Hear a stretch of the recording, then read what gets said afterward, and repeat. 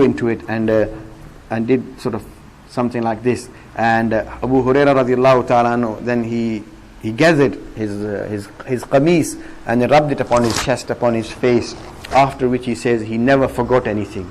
And he has been reported to have narrated more than 5,000 different narrations from the Prophet sallallahu alaihi wasallam.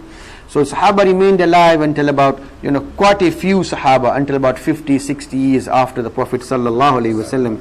This was one reason why Aisha radiallahu ta'ala anha was blessed by Allah to come into the marriage of the Prophet sallallahu alaihi wasallam at a tender age, because Allah knew that she would live so long. And she lived almost 50 years after the Prophet sallallahu alaihi wasallam. People like Abdullah ibn Umar radiallahu ta'ala also lived for about 50 years after the Prophet sallallahu alaihi wasallam. Hazrat Hassan and Hussein, Abdullah ibn Zubayr radiallahu ta'ala anhu, and the likes of Hazrat Abdullah ibn Zubayr radiallahu ta'ala anhu almost lived 60 years after the Prophet sallallahu alaihi wasallam. And so Sahaba, they used to transmit hadiths, but there was no special and collective effort in compiling hadiths. And the first people to rise after the Sahaba were mainly interested in spreading deen. The Prophet ﷺ brought deen and preached deen, but it was then the Sahaba ridwanullah alayhim ajma'in who propagated and established deen properly. One is an athar of Abdullah ibn Mas'ud radiyallahu ta'ala anhu, in Mishkat, it's been narrated as well, which says, Man kana minkum mustannan falyastanna biman qad mat. If you want to follow the practices of someone, then follow the practices of the dead people, not the living. Because living people, فَإِنَّ الْحَيَّ لَا تُؤْمَنُ وَلَيْهِ الْفِتْنَةِ. Because living people, you can't be sure. One day they are something else, tomorrow they are something else. Even amongst ulama, or whatsoever, sometimes they have an opinion on a certain issue, then something else happens, or they acquire more knowledge, or they research into an issue more thoroughly, and sometimes they change their opinion on a certain issue, sometimes for the right, sometimes for the wrong. But it happens, a living person can sometimes be affected by other issues as well, so you can never really be sure of what a person might be tomorrow. So if a person follows everything a living person does, he might eventually be misled as well. So he says, Man kana minkum mustannan falyastanna biman qad mat. He who's died, he can't change his position. And particularly those who have been known to have died in a good way. And he made reference to the companions of the Prophet sallallahu alaihi wasallam. He said, Ulaika ashabu Muhammad sallallahu alaihi wasallam. They were the companions of the Prophet sallallahu alaihi wasallam. Ikhtarahumullahu. Allah chose them lisuhbati nabiyyihi, to be in the company of his beloved Prophet, wali iqamati dinihi, and to establish deen.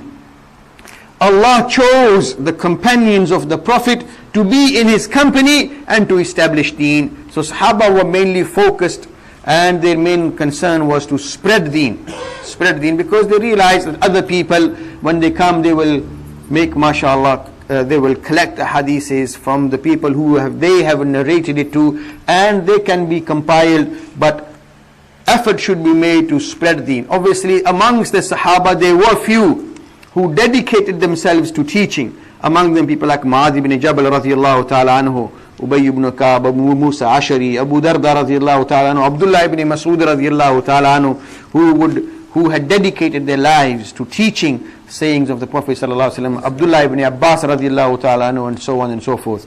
But during the time of Sahaba, there was no special importance or attention given to safeguarding or writing or compiling sayings of the Prophet sallallahu alaihi wasallam.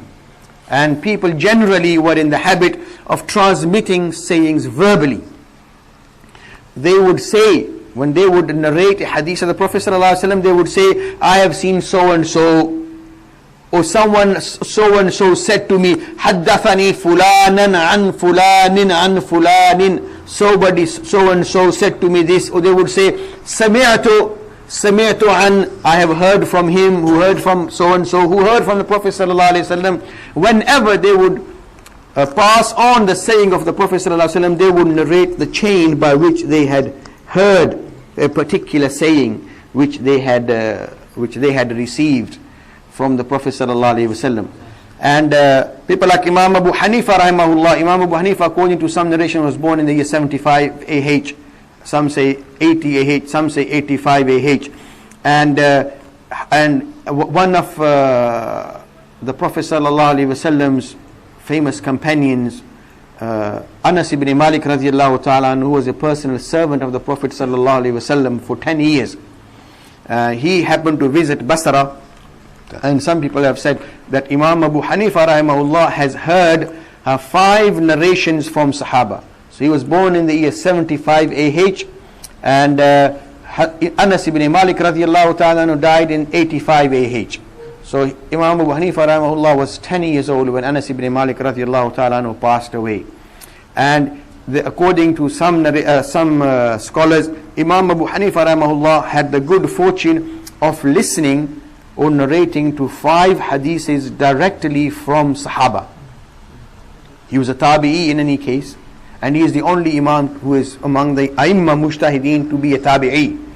And he is reported to have seen Anas ibn Malik radiallahu ta'ala when he came to Basra.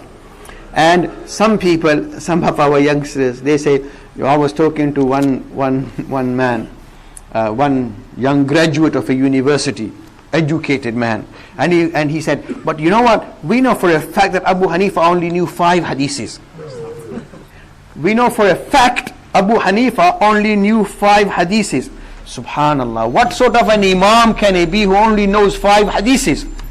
And look at the hypocrisy. Ulama have stated Imam Abu Haneefah rahimahullah had the good fortune of listening to 5 hadiths directly from Sahaba. 5 हदीसें सहाबा से रिवायत की हैं. और आजकल के नौजवानों को क्या शौक चढ़ा है, जुनून चढ़ा है, you know, they are mashallah so much flying don't know where, that Imam Abu Haneefah only knew 5 hadiths, and such khiyana that he knew thousands of hadiths, but from those thousands there were 5 which he had heard directly from Sahaba. But so instead of completing the whole thing, they have been misfed this information that Abu Haneefah only knew 5 hadiths. When Allama Shamsuddin Zahabi rahimahullah, an 8th century scholar, has compiled a book listing all the great scholars of Islam from the time of Sahaba until the 8th century. And when he comes to Imam Abu Haneefah rahimahullah especially, he says Al-Imamul A'zam, the greatest Imam. The greatest Imam. Some people say, well, the greatest Imam was Rasulullah sallallahu alaihi wasallam. We say he was, but you see, when you say Imam, you have to understand what we mean by Imam. We say Imam like a leader or highly learned people within the Ummah. The Prophet sallallahu alaihi wasallam indeed was the greatest leader ever. Like when you say compare, you compare things at the same level. When you want to compare London, you compare London with Manchester, with Birmingham, with New York, with Paris. You don't compare London with America and France, because France and America are countries, London is a city. So when we compare Imam Abu Haneefah rahimahullah, or other scholars make statements, they are comparing Imam Abu Haneefah with Imam Shafi, Imam Malik, Imam Ahmad bin Hanbal, and Imam Bukhari, Imam Muslim, and the likes of such fuqaha and other a'immah.